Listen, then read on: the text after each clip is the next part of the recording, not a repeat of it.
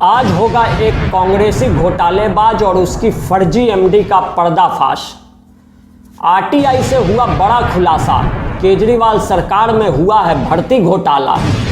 Delhi state cooperative bank की MD ही निकली फर्जी। 6 सालों से लगातार झूठ बोल रही केजरीवाल सरकार। बैंक भर्ती घोटाले के खिलाफ दायर है जनहित याचिका।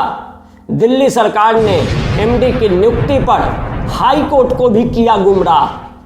दिल्ली सरकार इस बैंक का है इकलौता मुख्य शेयर धारक। आम आदमी पार्टी के राजेंद्र पाल गौतम हैं सहकारिता मंत्री। कोऑपरेटिव बैंक घोटाले पर आखिर चुप क्यों है मुख्यमंत्री?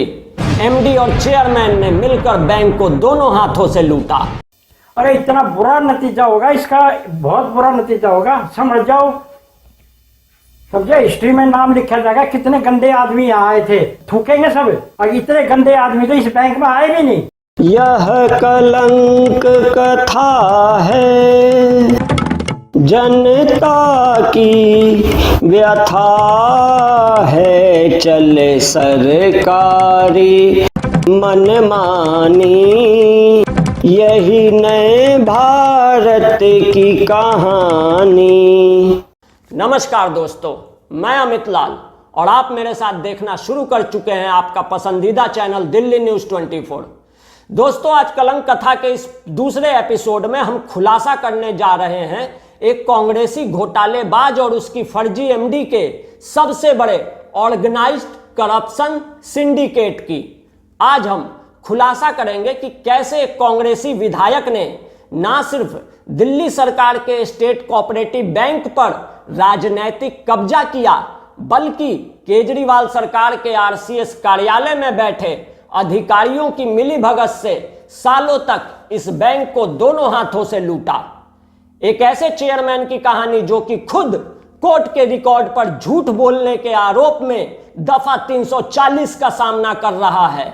वहीं दूसरी तरफ इस चेयरमैन की इस फर्जी एमडी अनीता रावत ने इस कोऑपरेटिव बैंक में भर्ती घोटाले का पूरा एक सिंडिकेट चला रखा है।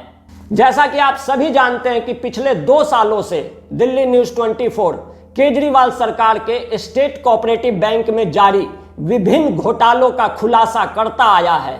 इस दौरान हमें बैंक में 2 लोगों की नौकरी लगवाने का प्रलोभन दिया गया। जब हम नहीं बिके तो हमारे ऊपर बैंक ने साजिश कर 2 करोड़ की झूठी मानहानि का मुकदमा कर दिया।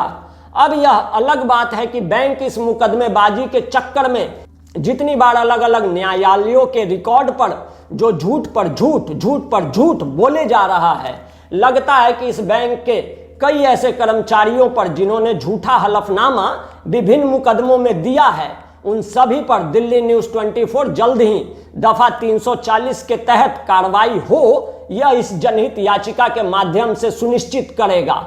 खैर, जब हम झूठे 2 करोड़ के मानहानि के मुकदमे से भी नहीं रुके तो बैंक प्रबंधन ने कई पीड़ितों के खिलाफ झूठी पुलिस कंप्लेन लिखवाने का सिलसिला भी शुरू कर दिया। पर वो कहते हैं ना कि सच को चाहे 100 पर्दे में छिपा लो, पर सच बड़ी कमीनी चीज होती है साहब, कभी ना कभी तो बाहर निकल ही आती है। और दोस्तों, आज हमारे हाथ लगा है एमडी अनीता रावत की फर्जी नियुक्ति का सच, आरसीएस का कबूलनामा। तो चलिए सबसे पहले आपको वो सबूत स्क्रीन पर दिखला देता हूं जिसमें केजरीवाल सरकार के आरसीएस ने हार थक कर मान ही लिया कि उसके स्टेट कोऑपरेटिव बैंक में पिछले 6 सालों से एक फर्जी एमडी बैठी है, जिसकी नियुक्ति के लिए बैंक प्रबंधन ने दिल्ली सरकार से जरूरी पूर्व अनुमति ही नहीं ली। तो चलिए देखिए पहले ये सबूत, जिसमें साफ साफ लिखा है rule 58 of Delhi cooperative society rule 2007 provides that the managing director chief executive officer of the bank would act as the member secretary of the committee. The managing director will be appointed by the committee in consultant with government.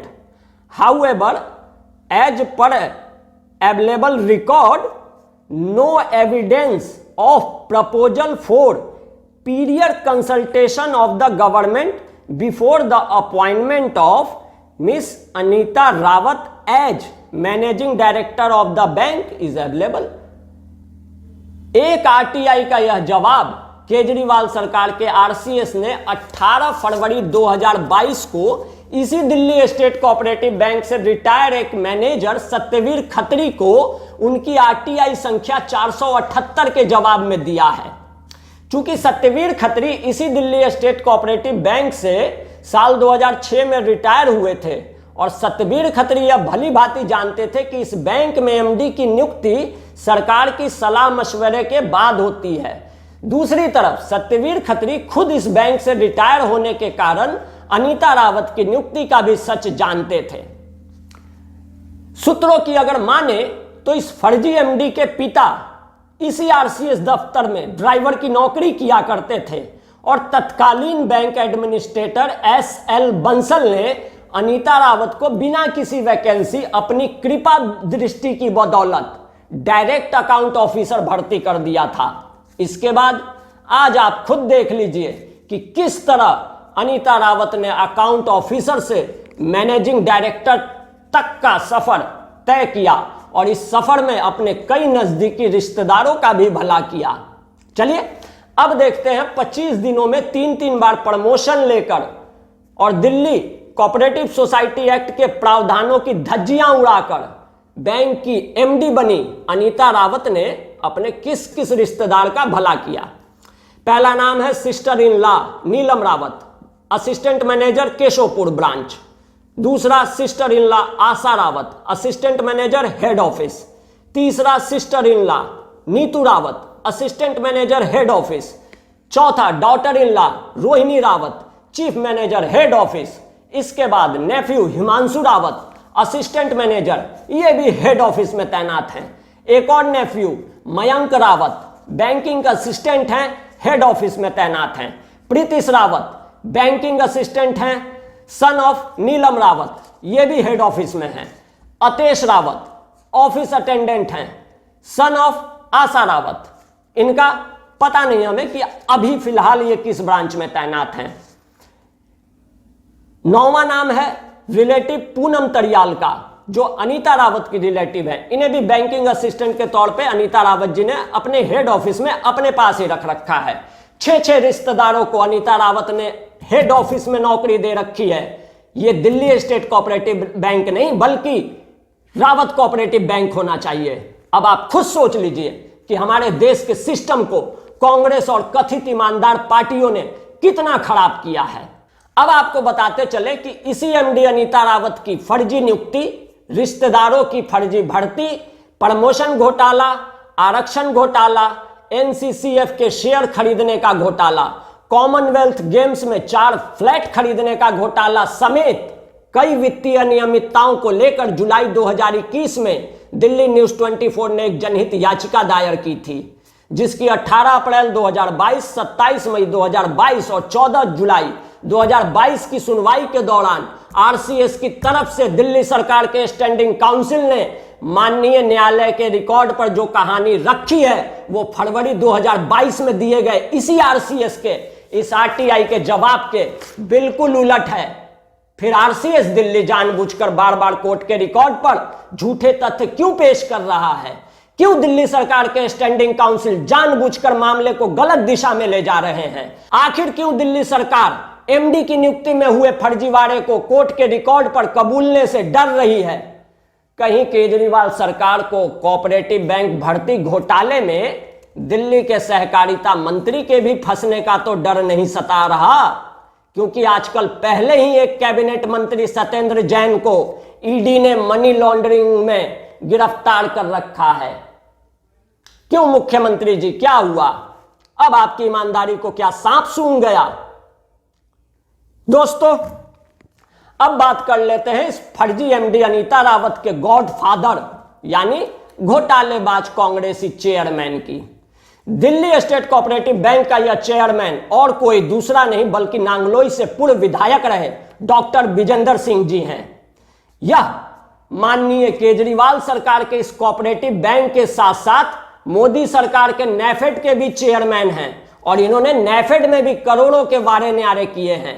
2011 में विजेंद्र सिंह के खिलाफ recovery order भी पास हुआ था, जिसमें इन्हें नेफेड को तकरीबन 16 करोड़ चुकाने थे। हालांकि बकौल नेफेड विजेंद्र सिंह को 2014 में इस आरोप से मुक्ति मिल गई थी, पर नेफेड यह नहीं बता पाया कि बाकी आरोपी 19 डायरेक्टरों पर क्या कार्रवाई हुई और क्या गबन हुई। 1600 करोड़ की रकम वापस नेफेड के खाते में जमा हो सकी या नहीं। खैर, दायर जनहित याचिका के संदर्भ में बैंक और अन्य प्रतिवादियों की मदद के लिए यह सवाल थोड़ा स्पष्ट कर देता हूं। डॉक्टर विजेंद्र सिंह पर नेफेड में तकरीबन 1600 करोड़ की एक अनियमितता के मामले में सेंट्रल रजिस्ट्रार द्वारा रिकवरी ऑर्डर पास किया गया था 2011 में, जिससे उन्हें क्लीन चिट मिली 2014 में, जैसा कि नेफेड ने अपने हलफनामे में कोर्ट के रिकॉर्ड पर यह तथ्य दिया है। इसमें दिल्ली न्यूज 24 का बस इतना सीधा सा सवाल था, जब रिकवरी ऑर्डर 2011 में पास हुआ और क्लीन चिट मिली 2014 में, तो इस बीच ये महानुभाव ग्रेट कॉरपोरेटर कथित ईमानदार कांग्रेसी नेता दिल्ली स्टेट कोऑपरेटिव बैंक का चुनाव कैसे लड़ गए? कैसे लड़े? क्योंकि 2014 में क्लीन चिट मिलने से पहले तक डॉक्टर विजेंद्र सिंह रिकवरी के दोषी थे। फिर इन्हें आरसीएस दिल्ली ने 2011 से 2014 के बीच दिल्ली स्टेट कोऑपरेटिव बैंक का चुनाव लड़ने और चेयरमैन बने रहने की अनुमति कैसे दे दी? उस हिसाब से सीधे सीधे दिल्ली स्टेट कोऑपरेटिव बैंक के बोर्ड पर 2012 से चेयरमैन विजेंद्र सिंह का लगातार अवैध राजनीतिक कब्जा है। दूसरी तरफ नेफेड अपने हलफनामे में यह बताना ही भूल गया कि दिल्ली स्टेट कोऑपरेटिव बैंक की एमडी अनीता रावत का एक और रिश्तेदार नेफेड के बोर्ड में कैसे शामिल हो गया। और इधर बैंक प्रबंधन को यह जवाब देना चाहिए कि आखिर चेयरमैन डॉक्टर विजेंद्र सिंह का सगा बेटा मनदीप शौकीन, जो कि खुद मौजूदा कांग्रेसी निगम पार्षद है, वो दिल्ली स्टेट कोऑपरेटिव बैंक की बोर्ड में डायरेक्टर कैसे बना बैठा है। जी दोस्तों, सही समझे आप। डॉक्टर विजेंद्र सिंह जी ने दिल्ली स्टेट कोऑपरेटिव बैंक को दरअसल बाप बेटा कोऑपरेटिव बैंक बना रखा है, और यही सच छिपाने के चक्कर में डॉक्टर विजेंद्र सिंह अपने ही एक बैंक कर्मचारी के सर्विस मैटर के मुकदमे में कोर्ट के रिकॉर्ड पर झूठ बोलने के आरोप में दफा 340 की प्रक्रिया का सामना कर रहे हैं, जिसमें बैंक चेयरमैन ने खुद झूठा हलफनामा देकर अपनी फर्जी एमडी के साथ जेल जाने का रास्ता साफ कर लिया है। बैंक चेयरमैन विजेंद्र सिंह ने कोर्ट के रिकॉर्ड पर बैंक में आरक्षण के लागू होने, दिल्ली सरकार का बैंक में शेयर होने और नाबार्ड द्वारा इस बैंक को फंड दिए जाने को लेकर झूठ बोला है, जिसके बाद उन्हीं के उसी कर्मचारी ने उनके खिलाफ कोर्ट के रिकॉर्ड पर झूठ बोलने के आरोप में दफा 340 का दावा ठोक दिया। सबसे मजेदार बात तो यह है कि बैंक प्रबंधन उसी स्टाफ से मिली भगत के बेबुनियादी और बेसिर पैर के आरोप के आधार पर दिल्ली न्यूज 24 के ऑनलाइन एडिटर अमित लाल यानी मेरे ही खिलाफ 2 करोड़ 10 लाख रुपए की मानहानि का मुकदमा ठोक चुका है। इस एपिसोड के दूसरे भाग में आपको यह मजेदार कहानी और विस्तार से सुनाएंगे। तो दोस्तों, आज आपको वाहिद अली जी की कुछ पंक्तियों के साथ छोड़े जा रहा हूं। कब तक बोझ संभाला जाए, द्वंद्व कहां तक पाला जाए, दूध छीन बच्चों के मुंह से क्यों नागों को पाला जाए, दोनों ओर लिखा हो भारत, सिक्का वही उछाला जाए, तू भी है राणा का वंशज, फेंक जहां तक भाला जाए। मिलता हूं जल्दी से एपिसोड के पार्ट नंबर 2 के साथ। देखते रहिए दिल्ली न्यूज 24। धन्यवाद।